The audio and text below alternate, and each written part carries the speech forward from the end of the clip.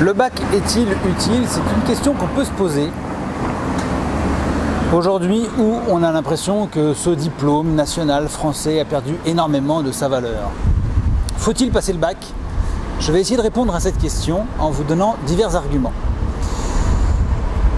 Dans l'ensemble, je dirais que le bac n'a plus grande importance ni grande utilité. Il n'est utile que si vous voulez impérativement rejoindre une fac, si vous voulez que votre enfant rejoigne une fac, une faculté, où effectivement le bac sera requis à l'entrée.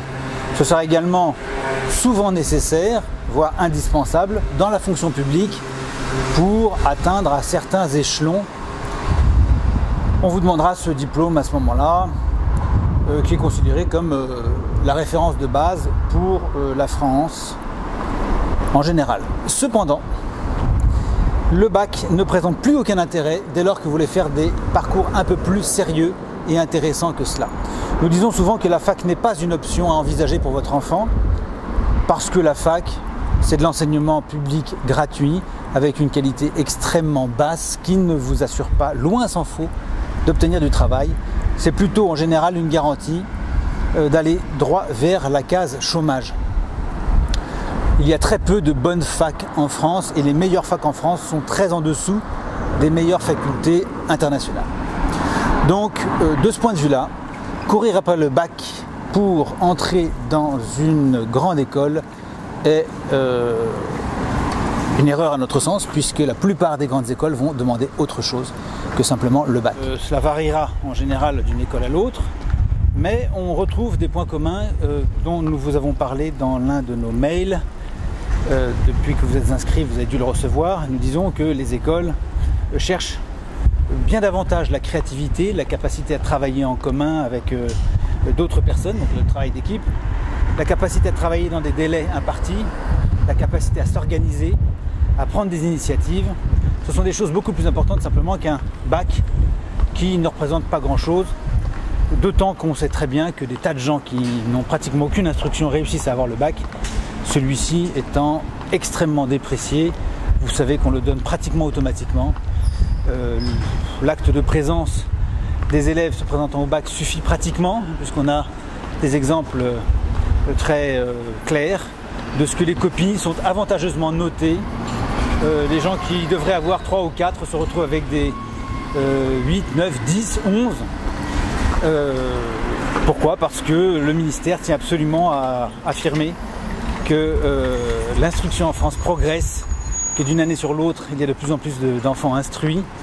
Et c'est évidemment une construction tout à fait artificielle, statistique, qui ne correspond pas à grand-chose. C'est comme ça qu'on a vu des élèves ayant reçu le diplôme s'envoyer des tweets, sur Twitter, s'envoyer des messages en disant j'ai eu mon bac avec mention et écrivant mention MEN 2SION. Ça laisse un peu rêveur. Donc les grandes écoles vont vous demander autre chose que le bac. Les écoles vraiment intéressantes pour votre enfant, les écoles qui ont de l'avenir, ne vont pas vous demander le bac et même, vont vous demander de manière tout à fait secondaire, et même certaines d'entre elles vont demander plutôt à ce que l'enfant ne l'ait pas. Ainsi, je suis en contact avec des écoles pour lesquelles le bac est plutôt un argument négatif que positif. Elles préféreront ces écoles bien davantage voir un jeune qui a créé une association, par exemple, ou avoir développé une activité dans le domaine de l'environnement ou de ce que vous voulez, quelque chose d'intéressant, voyager, fait des stages à l'étranger, plutôt que simplement avoir passé ce bac. Il vaudra certainement mieux pour l'enfant avoir, par exemple, son bac professionnel. Celui-ci représentant pour les entreprises la preuve que l'enfant s'est au moins un petit peu frotté au travail, au métier, et ça a maintenant davantage de poids que le bac qui n'est que très très théorique et avec une instruction qui n'a pas été correctement faite en général. Sauf évidemment si l'enfant sort d'une excellente école, parce qu'il est évident qu'un très bon bac, mais adossé à un dossier scolaire de très bonne qualité, si votre enfant est allé dans une très très bonne école, par exemple privée, reconnue comme telle, effectivement ça pourra jouer en sa faveur. Mais n'oubliez jamais que les entreprises ont besoin de gens qui soient davantage des bons praticiens dans leur travail que des gens qui soient doués en théorie. La théorie n'a jamais beaucoup intéressé les entreprises. Ce qu'elles veulent, c'est des gens qui aient des savoir-faire.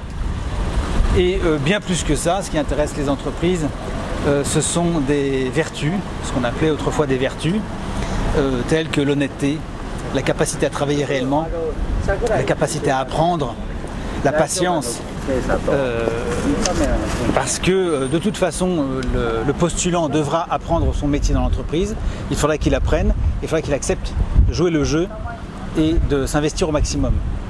Le meilleur des diplômés qui serait malhonnête n'a aucun intérêt pour une entreprise parce que, évidemment, sa malhonnêteté risque de coûter extrêmement cher à l'entreprise.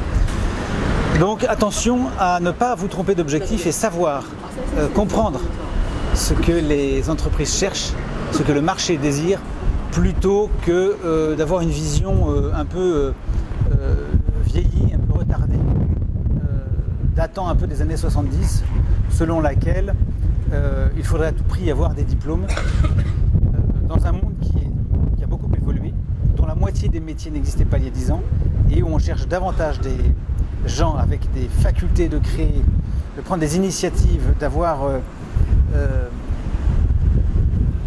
une obstination, une perspicacité, un courage parfois dans l'économie moderne, dans ces démarches. Voilà ce qui plaît davantage aux entreprises. Je finis en disant que vous avez tout intérêt à envisager pour votre enfant l'option internationale. Le travail étant ce qu'il est en Europe et spécialement en France, à un niveau désastreux et avec des niveaux de salaire très bas qui font que vous êtes davantage de la survie que dans la possibilité d'épargner en vue de vous acheter une maison au bout de 30 ans de salariat. Cette situation étant telle, vous devez envisager que votre enfant puisse travailler à l'étranger. Or, si vous allez à l'étranger, le bac évidemment ne vaut plus rien, il faut trouver une équivalence. Et à ce moment-là, on va tester votre enfant sur ses compétences réelles. Ayant fait l'école à la maison, il aura un avantage certain et il n'aura pas de difficulté à proposer, à montrer à son futur employeur ou à sa future école ce dont il est capable. Mais vous voyez bien qu'à ce moment-là, le bac a une valeur très relative, qui sera remise en cause dans le pays d'accueil. Je pense que c'est une excellente option d'y réfléchir. D'abord parce que le voyage forme la jeunesse et que c'est toujours très intéressant de faire des choses en dehors de son propre pays, mais aussi tout simplement parce qu'il y a beaucoup plus d'avenir à envisager d'aller travailler au Canada, au Japon, en Australie, aux États-Unis ou ailleurs, en Amérique du Sud, en Asie du Sud-Est. Il y a énormément de possibilités. Vous voyez, je suis là au Japon, dans une petite ville près de Kamakura. Le Japon est un pays extrêmement intéressant pour les jeunes, sûr, pas si cher que ça. On y trouve du travail en très peu de temps, ça je vous l'expliquerai dans une autre vidéo. Il y a moyen de vivre très rapidement et trouver du travail en moins d'une semaine au Japon, dans des conditions très avantageuses. Les Français sont appréciés s'ils savent faire valoir leur qualité. Et on y est très bien. Et on peut envisager de gagner très très confortablement sa vie dans des pays comme ça. Alors qu'en France, il est évident que si vous voulez faire carrière en France, eh bien c'est pas à Montfermeil, à Vénissieux, dans la banlieue lilloise ou je ne sais dans quel endroit que vous pourrez véritablement réussir. Même Bordeaux, Nice, Toulouse, Marseille ou Paris sont des endroits extrêmement difficiles pour trouver du travail et trouver un travail intéressant.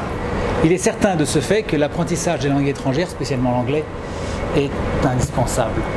Vous me direz peut-être que vous n'avez pas les moyens d'envoyer votre enfant à l'étranger, que c'est très difficile pour vous, que vous êtes dans un coin très reculé de la France ou d'ailleurs, et que ces destinations vous paraissent hors de vos moyens.